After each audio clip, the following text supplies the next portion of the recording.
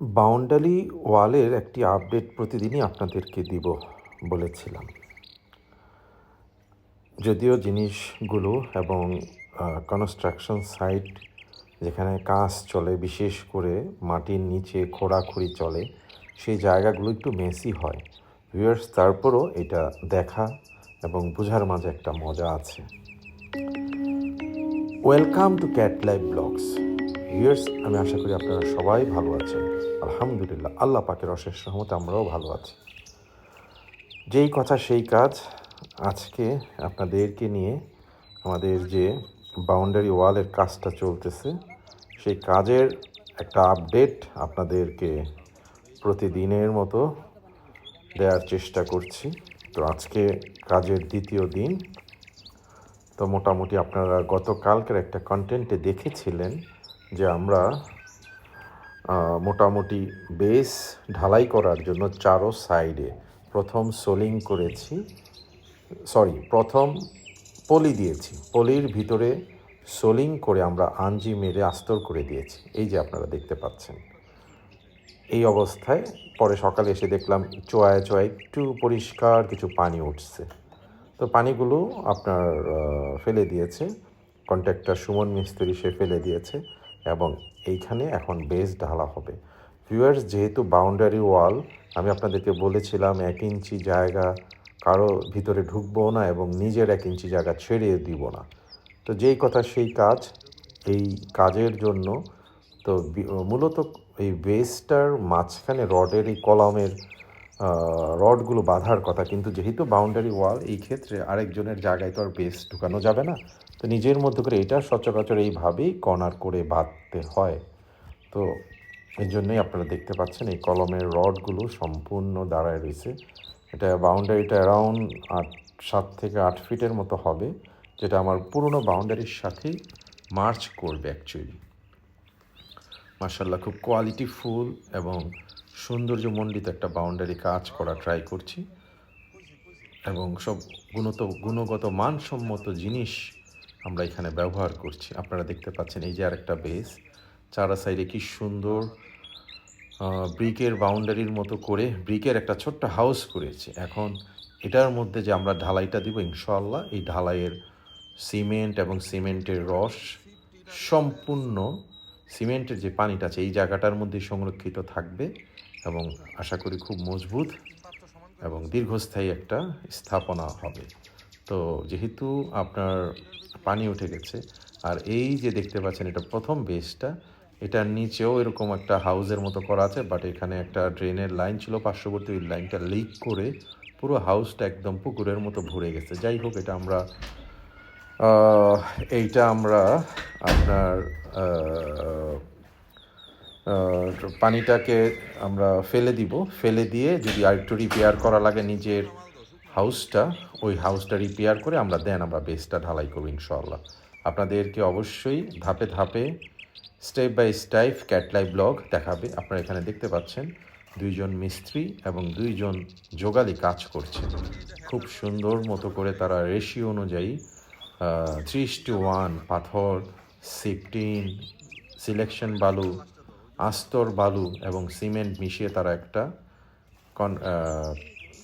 Concrete এর একটা moulding তৈরি করছে এবং যেটা যেভাবে সচরাচর কাজ করতে হয় সুন্দর করে তারা প্রিপেয়ার করছে এবং বেস মোটামুটি রেডি, অলরেডি ঢালাই শুরু করে দিয়েছে। ভিউয়ার্স, আপনারা দেখতে পাচ্ছেন একেবারে কোণার দিকে, এই কোণাটা হচ্ছে একেবারে উত্তর কোণা, আমাদের বাড়ির পূর্বোত্তর কোণা, বিশেষ করে আমার সাইডের এই জায়গায় মিস্ত্রি কন্ট্রাক্টর সুমন সাহেব, বিখ্যাত মিস্ত্রি, সে ঢালাই শুরু করে দিয়েছে। বালতিতে করে যোগালী সাহেব যারা আছে তারা সুন্দর করে মাল নিয়ে যাচ্ছে। কন্ট্রাক্টর সুমন সাহেব সে ঢালাই শুরু করে দিয়েছে। কনস্ট্রাকশনের কাজটা নোংরা মনে হয়, বাট ভিউয়ার্স, আমি কেন জানি এই জিনিসগুলো বা এই কনস্ট্রাকশন টাইপের যত ভিডিও হয় আমার কাছে খুব ভালো লাগে, এনজয়। এই কাজের মাঝে এই ছোটোবেলা থেকেই দেখেছি, বাড়ি ঘরে বিভিন্ন কাজ হয়েছে, ঘর বাড়ি তৈরি হয়েছে, আমার কাছে খুব ভালো লাগে এই জিনিসগুলো, আমাকে খুব টানে। তো তো যাই হোক, আপনারা দেখতে পাচ্ছেন কিছু বেসের মধ্যে অল্প কিছু পানি আছে, তো এই জায়গায় কিছু ড্রাই কনক্রিট দেওয়া হবে, মানে পানি ছাড়া শুকনো মাল দেওয়া হবে। ওইটা পরে এই পানিটা ওইটাকে চুষে নিয়ে এবং একটা সুন্দর কনক্রিটের মোল্ড তৈরি হবে। এটা তো মোটামুটি সম্পূর্ণ প্রায় 2.5-3 ফিট পানি উঠে গেছে ভিউয়ার্স। ওই ড্রেনটাকে আমরা লিকটা সেরে এটা আবার করব। দেখি আপনাদেরকে যদি এইটার প্রসেসটাও দেখানো ট্রাই করব ইনশাল্লাহ। ঢালাই শুরু হয়ে গেছে, আমাদের বিখ্যাত মিদা ভাই সুন্দর করে মোরলের মতো পিছনে হাত দিয়ে ফলো করতেছে সব কিছু, সে সবাই ঠিকঠাক মতো কাজ করতেছে কিনা, কোনো মালে ভেজাল টেজাল হয় কিনা সব সেও আপনার ওস্তাগারদের হেল্পার হিসাবে কাজ করেছে দীর্ঘদিন, তারও খুব ভালো অভিজ্ঞতা আছে। অলরেডি প্রথম একটা বেস সম্পূর্ণ ঢালাই করে ফেলেছে সুমন মিস্ত্রি। এবার দেখেন অলরেডি দ্বিতীয় বেসটা সে ঢালাই করতেছে। হাউসটা হওয়াতে ভিউয়ার্স এই সিমেন্ট এবং আমার যে ঢালাইয়ের যে মিশ্রণটা আছে এক চিমটি পরিমাণ কোনো দিকে যাচ্ছে না, এবং যাচ্ছে তো নাই, বরঞ্চ সে মাটির সাথে তার কোনো ধরনের টাচ হচ্ছে না, যেটা হচ্ছে কনক্রিটের স্ট্রেংথের জন্য সবচেয়ে বেশি প্রয়োজন। এই যে দেখুন কি সুন্দর করে তারা দিচ্ছে মালগুলো।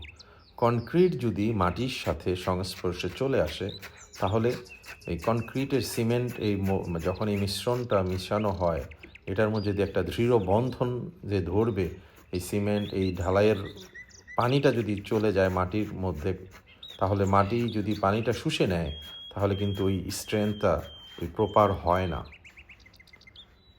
এই জন্যই আমরা এই কাজটা করেছি, মাটির নিচে সম্পূর্ণ একটা হাউজের মতো করে দিয়ে হাউজের মধ্যে আমরা বেসটা দিচ্ছি।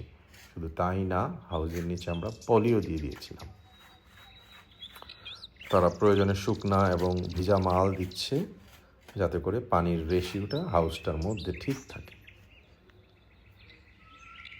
মাশাআল্লাহ, এই যে দেখুন ভিউয়ার্স, আপনারা দেখতে পাচ্ছেন কি সুন্দর এক নাম্বার প্রথম বেসটা, তারপরে দ্বিতীয় বেসটা খুব সুন্দর, খুবই সুন্দর ওয়েতে ঢালাই সম্পন্ন হয়ে গেছে।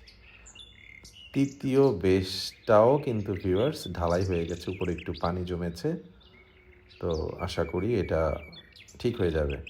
এইবার দেখুন ভিউয়ার্স, এই চতুর্থ বেসটা যেটার মধ্যে আপনার প্রায় 3 ফুট পানি ছিল, এটাকে পানি সেচে ফেলে তারপরে তারা এটাকে আবার রিপেয়ার করে দেন এটাকে ঢালাই দিয়েছে। তো মোটামুটি আজকে আমাদের 4টা কলাম ঢালাই হয়ে গিয়েছে।